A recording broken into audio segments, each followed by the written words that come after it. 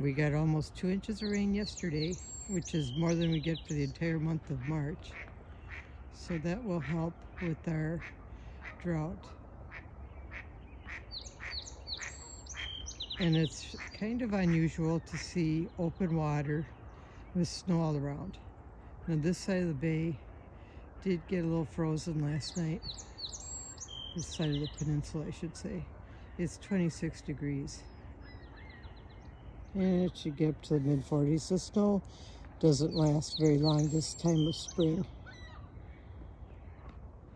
We have been known to get snow as late as May, but that's unusual. Pretty sky.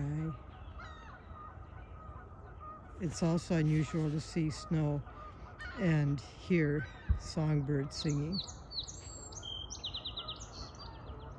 It's a wonderful time of year.